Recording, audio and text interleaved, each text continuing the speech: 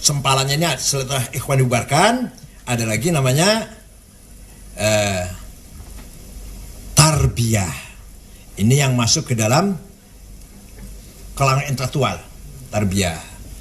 Di Indonesia tidak ada universitas yang tidak ada tarbiyah kecuali UNU. Iya, UI, IPB, ITB, Undip, ITS. Dan nanti kalau mereka sudah tamat jadi pejabat di PLN, di Telkom, Telkomsel. Makanya jangan heran pemandangan kita kalau masuk ke kantor itu jenggot. Tapi ini kalau ini jenggot ideologi, biologi. Kalau masuk jenggot ideologis, ini yang saya panggil jenggot ideologis. Cingkrang, jidat hitam, silakan masuk ke PLN, Telkom, Telkomsel. Dari lewat tarbiyah. Tarbiyah itu melalui kajian-kajian. Pertama baca buku itu. Bagaimana baca Quran dengan tafsirnya, ayat jihad, ayat perang. Itu yang kedua. Ketiga mulai disiplin. Keempat bayat. Nah kalau yang bayat itu sudah mulai yang menolak banyak nggak ikut keluar kalau sudah sampai bayat. Tapi kalau 1, 2, 3 banyak. Udah masuk keempat bayat, ya menggunakan pemerintah yang sah dan mengganti dengan khilafah. Ayo Pancasila dengan Quran baik mana? Ya pasti baik Quran. Ayo Jokowi dengan Nabi Muhammad baik mana? Ya baik Nabi Muhammad. Itu pertanyaan salah. Pertanyaan salah. Gak usah dijawab. Kalau yang benar, pertanyaan benar. Soal jamnya gimana terserah. Pancasila dengan anggaran dasar Malaysia baik mana? Anggaran dasarnya Pakistan baik mana? Nah itu, benar tuh pertanyaan. Jokowi dengan presiden Pakistan baik mana? Nah itu, benar itu. Tapi kalau Pancasila dengan Quran, Jokowi dan Muhammad itu sama dengan makan sate dengan naik Avanza, enak mana? Iya, gak nyambung. Pembungkaman terhadap Denny Siregar adalah pembungkaman terhadap kebinekaan. Pembungkaman terhadap Denny Siregar adalah menjamurnya radikalisme di Indonesia. Karena saya sebagai orang Priangan Timur yang pernah mondok di Tasik selama 6 tahun, saya sangat menyayangkan ketika ada santri yang tidak paham apa yang disebut Panji Rasulullah gitu. Panji Rasulullah itu bukan bendera. Panji Rasulullah itu bukan kain yang bertuliskan la ilaha illallah, bukan. Panji Rasulullah itu adalah akhlakul karimah.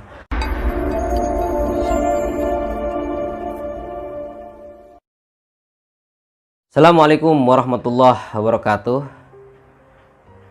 Hari ini bangsa kita, negara kita lagi darurat terorisme dan darurat radikalisme. Ini sudah pada puncak stadium 4.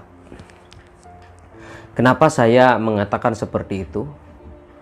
Karena sekelompok radikalis dan teroris ini dimanfaatkan oleh sebagian orang yang mempunyai kepentingan politik, sehingga ini bisa menghancurkan bangsa kita, bahkan bisa menghancurkan negara kita.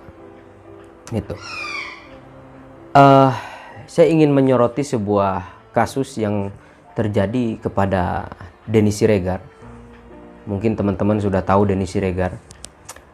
Beliau diretas nomor handphonenya yang dia berlangganan terhadap Telkomsel.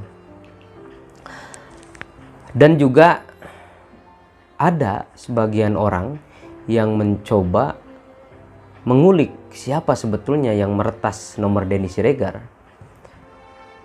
Ya, ada yang mengatakan bahwa itu adalah oknum dari Telkomsel gitu.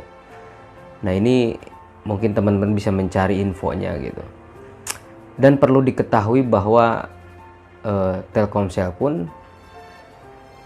ngeles ya.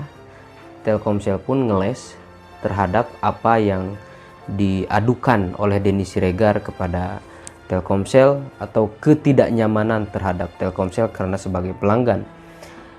Kenapa? Karena data Denny Siregar diretas. Data nama-nama keluarganya, alamat rumahnya, dan lain sebagainya. Ini kan berbahaya.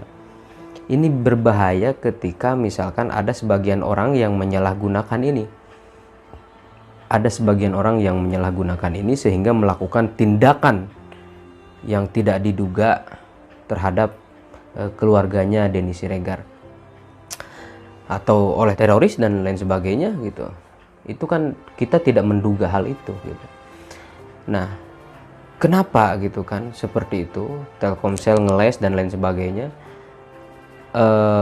Saya teringat sebuah cuplikan video Kiai Said yang mengatakan bahwa Telkomsel dikuasai oleh orang-orang berjenggot dan celana cingkrang. Ternyata pas saya selidiki, isinya memang betul. Syafiq Rija Basalama sering mengisi di Telkomsel, Haikal Hasan sering mengisi di Telkomsel, Abdus Somad sering mengisi di Telkomsel. Terus siapa tuh yang Situmorang itu yang pernah menghina Gus Dur, itu juga ngisi di Telkomsel.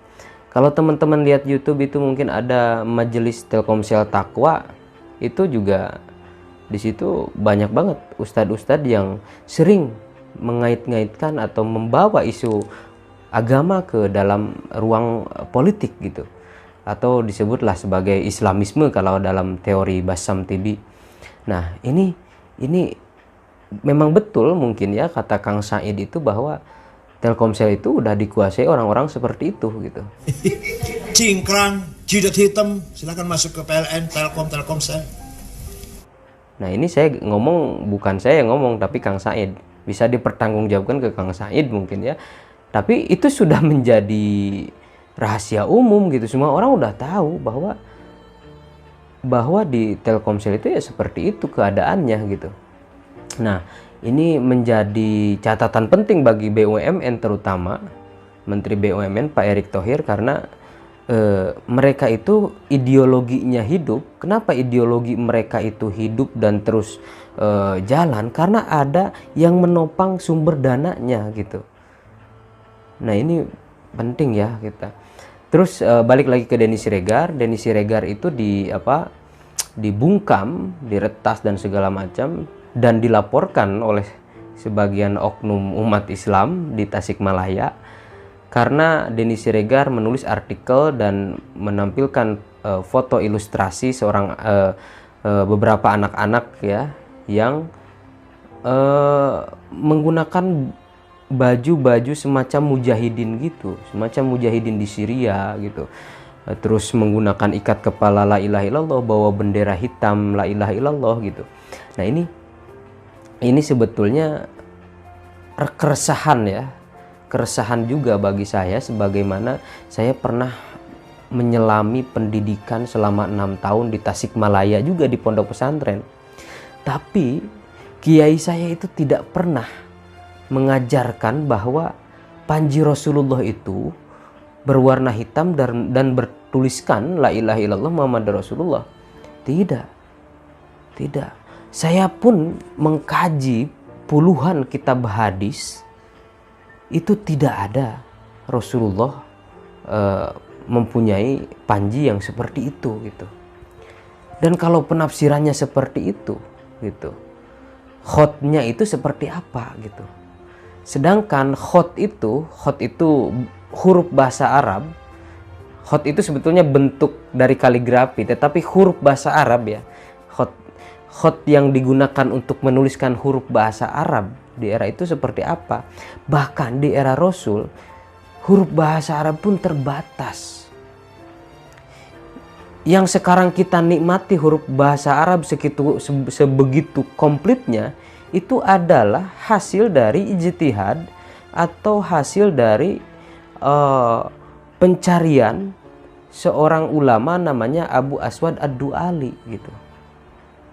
Nah, ini juga menjadi bingung kita gitu kan. Jadi seperti apa panji Rasulullah itu gitu. Sehingga banyak orang mengatakan bahwa ini hadisnya dhaif dan lain sebagainya. Dan sebetulnya bendera yang sering digunakan untuk kampanye khilafah itu adalah bendera simbol daripada simbol teroris. Dan Allah itu tidak pernah memerintahkan kita untuk mendirikan sebuah khilafah. Gitu kan. Allah itu memerintahkan kita atau menjadikan kita untuk menjadi khalifah. Khalifah yang dimaksud oleh Allah itu adalah orang berilmu. Minimal kita menjadi pemimpin. Khalifah itu pemimpin bagi diri sendiri. Dengan apa memimpin diri itu? Dengan ilmu. Makanya Nabi Adam ketika dijadikan khalifah oleh Allah, apa yang dibekalkan oleh Allah kepada Nabi Adam? Wa 'allama Adamal asma'a kullaha tsumma aradahum 'alal malaikati faqala ambiuni bi asma'i haula'i in kuntum shadiqin. Wa 'allama Adamal, 'allama, Allah mengajarkan kepada Adam. Itu. Wa 'allama berarti ilmu. Gitu. Bukan sistem politik. Gitu. Jadi Nabi itu tidak mewariskan khilafah, tidak. Nabi itu tidak mewariskan khilafah, apalagi mewariskan bendera simbol teroris seperti itu. Saya juga santri, saya paham soal kayak gitu-gitu. Kalau mau buka kitab, ayo sama saya buka kitab gitu. Gitu ya.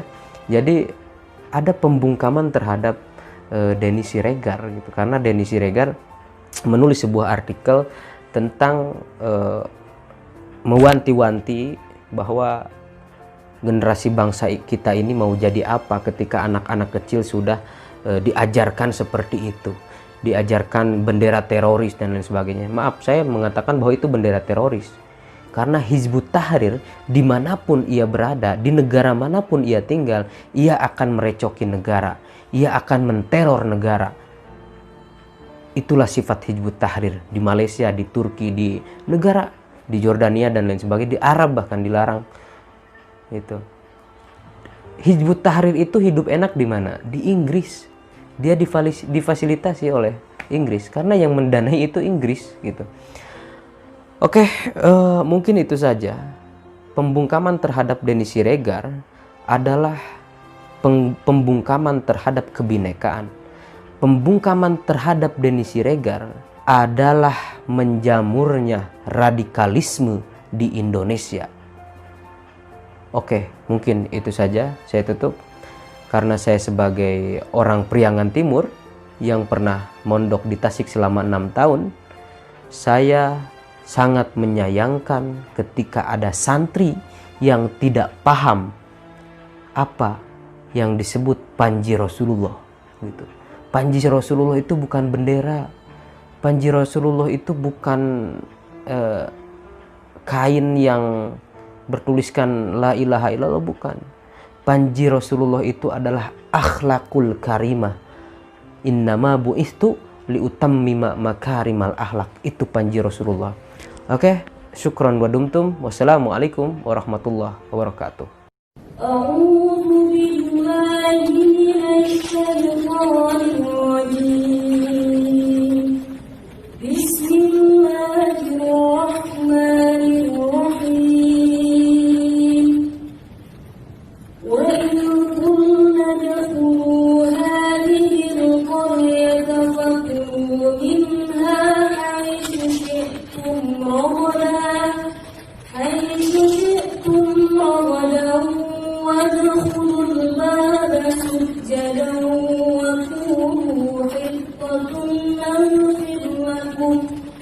خطاياكم وسنزيد المحسنين فبدل الذين ظلموا قولا غير